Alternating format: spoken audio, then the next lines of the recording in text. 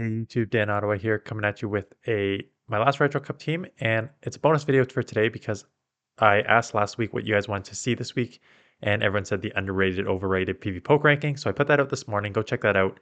And then now I'm gonna go over this last Retro Cup team, and I want to showcase it because this is what I think the epitome of this season should be. It is using Pokemon that could be either relevant in like Silph cups or specialty cups for GBL, but you would otherwise not use. So cofagrigus, manectric, shadow cradily. So basically, cofagrigus I've used once or twice, but with all the darks around, it just gets walled so hard that that I don't use it often. So darks banned, gonna use it. Shadow cradily, I built it up for a self tournament before. I've used it once. Uh, I know it's a shadow, so I know it like hits super hard, but it's a little glassy, so I tried that. And manectric, same thing. I know it hits super hard. It's just wild charge overheat booms. There are some booms in here, so get ready for those. Appreciate you hit that thumbs up button. I appreciate that hit that subscribe button if you are new. Uh, and let's go into the battles. So does this team work together? No, it does not. And what you're going to see is the back two Pokemon are very, very glassy. So I'm just going to basically showcase each individually. So Cofagrigus, obviously mirror match here. So why I run Dark Pulse, specifically in this meta, is because there are a ton of Psychic and Ghosts, because Ghosts are everywhere because Dark is banned, right? Exactly why I'm using Cofagrigus. So I'm using Dark Pulse because it's just a little quicker on the energy generation. So you get to the move one faster so you can win here in the mirror match, which is why I have it. Um, I can either shield. So the team, if you're going to use something like this team, you need to get shields down for your Manectric and Shadow Cradily because they're so glassy. Out comes the Greedent. Um, maybe take this move because it's just a body slam, but it's going to hurt because everything hurts here. Yeah, 50%. And that's kind of what I noticed about both these Pokemon. Both these Pokemon in the back just absolutely just, you get hit really hard. So Wild Charge, okay. Greedent super spammy, so that's fine. I mean, super bulky, so that's fine. French comes through, that's fine. I can live that. I'm going to build up a little bit more, throw the grass knot.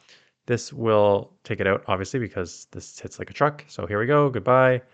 And what do we have left? What do we have? The Cofagrigus was on the front. What is in the back?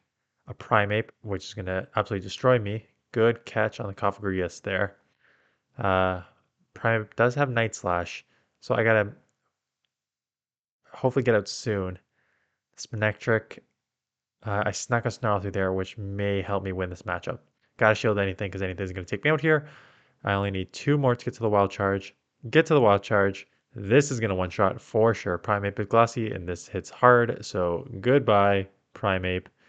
That is one of our many booms we are going to get today. So let's get into battle number 2 here. Cofagrigus into Mirror Match. Okay, let me just hope that I did not put the same thing twice. So I'm going to do the same thing. Just go for the Dark Pulses because they're quicker energy generation and still do super effective. They're going to shield. Snuck one through there, so I'm one ahead already, plus Dark Pulse. I think this one's running Dark. Yeah, I remember this one. This one is running Dark Pulse too, but I snuck one through, so I'm already ahead. So they try and catch. They catch on the Primeape, so good catch. The problem is I have to stand here because both my back line is kind of weak to, not weak to this, but like the Cradily is weak to this because it's weak as rock, so it's weak to fighting. But then the Manectric just is like, it's not like it's a slow charge, but it's a little slower um, compared to like these fast combat, like counter user. And if they have one counter user, I've seen double counter a lot, which I'm worried about. Ghost double counter, that's somewhat common. So I'm worried that they have a second counter user in the back. So I'm gonna need to maybe come in Shadow Cordilla here. Yeah, good boy. Because I know I'm gonna need to get ahead on energy here. Because if I do see a counter user, they're just going to light me up. So there's your second. Um, I knew that as soon as I took that move, I would be able to be countered down. So I need to come in here. Leaf Blade takes me out, and now they're gonna outpace me here. So it's a little slow. It takes I think four bullet seeds to get to Grass Knot there.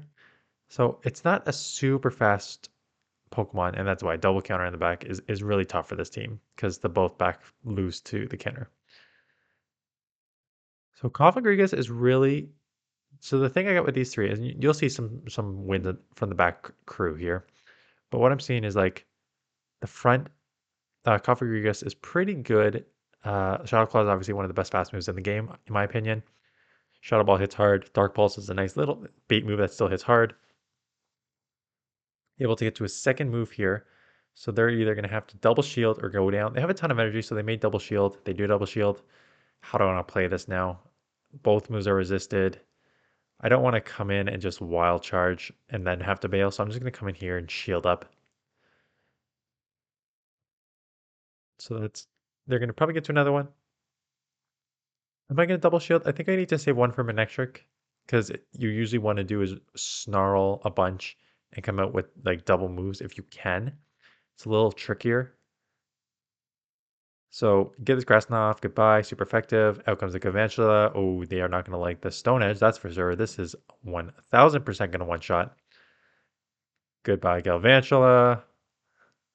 What do you got in the back? Walrein. Not going to like those wild charge. This is going to be super effective. And probably should one shot Shadow.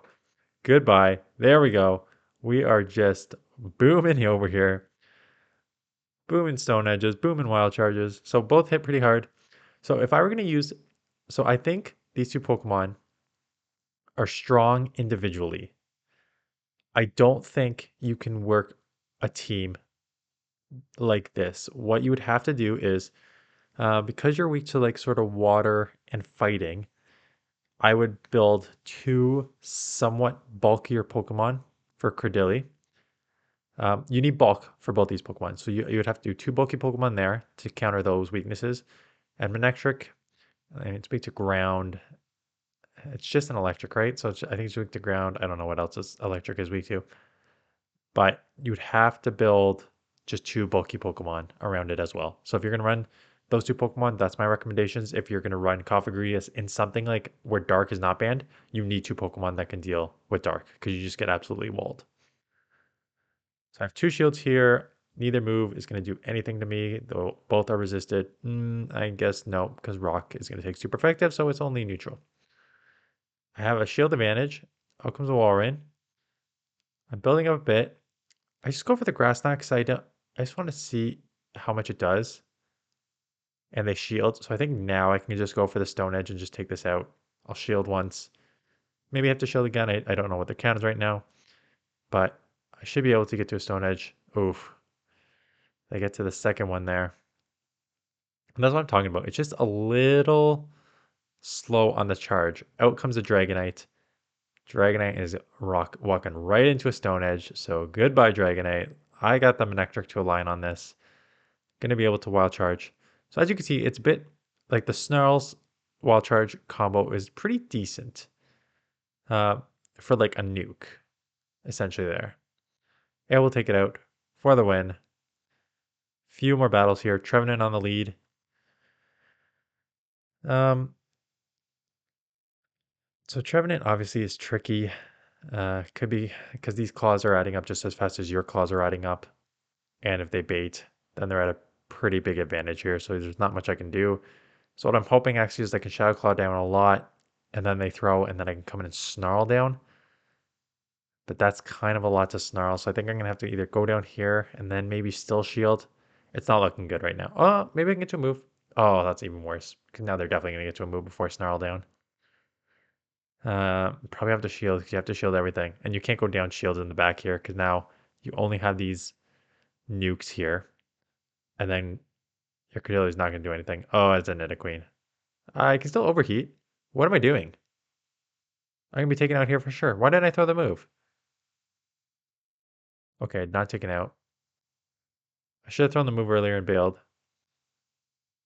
So throw the overheat. They let it go, so that's cool.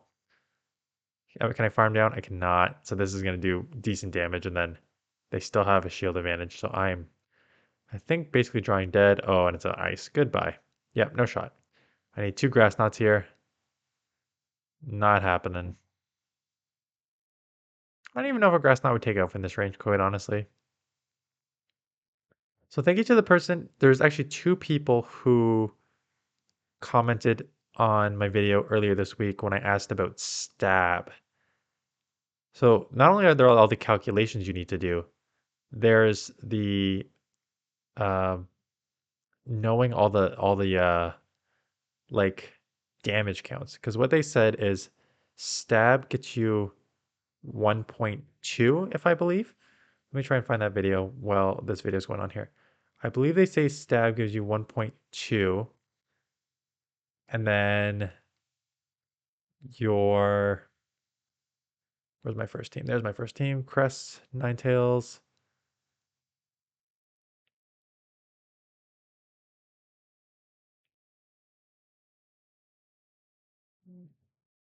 So yes, I appreciate all the comments on my videos because I read them all, and I am definitely learning too because stab adds 20%. Yes. Where's the full one though? Someone wrote a full one on here. Yeah, so stab, anyways, I'll just give this an example until I can find the big one. So stab adds 20% to the base power of the move. So Psy Shock, so I was giving my Ninetales example. So I have a Shadow Ninetales, although mine's Shadow Ninetales, so I don't even know. Actually, I think they probably use more because, anyways, let me just go over what they say here. So stab adds 20% to the base power of the move.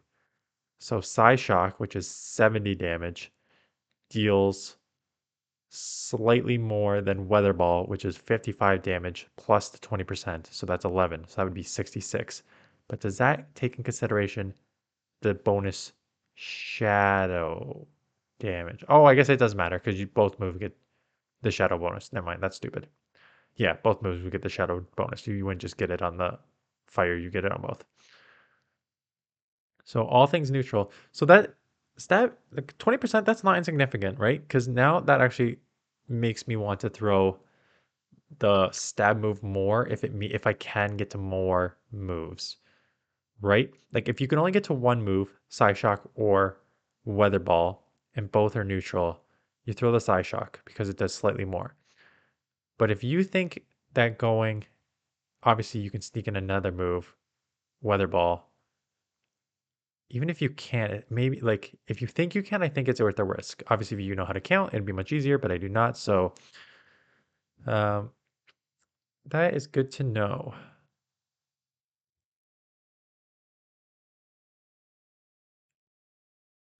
Yeah. Okay, so thank you. There's the long one. F.E. Huber.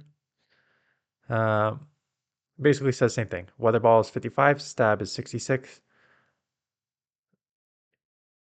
So it's not 1.5, but 1.2. All right, so he gave me all the calculations here, right? So stab gets you 1.2 times your base, while super effective is 1.6 times the damage, and resisted moves is 0.625. So that's why people like Kang, who have all these calculations in their mind, is crazy. Uh, because you can like go over, you can like know like this move is stab, this move is super effective, so they're gonna be left with like 2 HP. Well, I'm like, I don't know. I don't even know what's better, stab or non-stab. And then you get into these other like super effective, how much damage it does. I don't know how to do these calculations. He said that he uses a spreadsheet to do it because there's uh, a Google spreadsheet with calculations, which I think makes sense because that's basically the only way you're gonna like memorize this. Anyways, that's it. That's Retro Cup. Um, we have Kanto Cup and Master League coming tomorrow, or actually today. Probably when I'm posting this, I'm gonna post this later in the afternoon because the other one's going up in the morning. So I am going to do the teams, like the top Kanto Cup. I'll do like the top 20 PV Poke and Kanto Cup teams. People have asked me already, like, do I think the meta has changed? I think there's a couple things that may have changed. Like the Sand Slashes now have community day moves, so they may have changes in the your battles there. But for the most part, I don't think it's moved too much, but I will do the analysis tomorrow morning. So check that out. And then I got my battles with Purple Kyogre going up on Thursday for the tournament. And then I'll start showcasing some Kanto Cup teams. So appreciate you watching. Thanks for the support. And I will see you guys in the next one.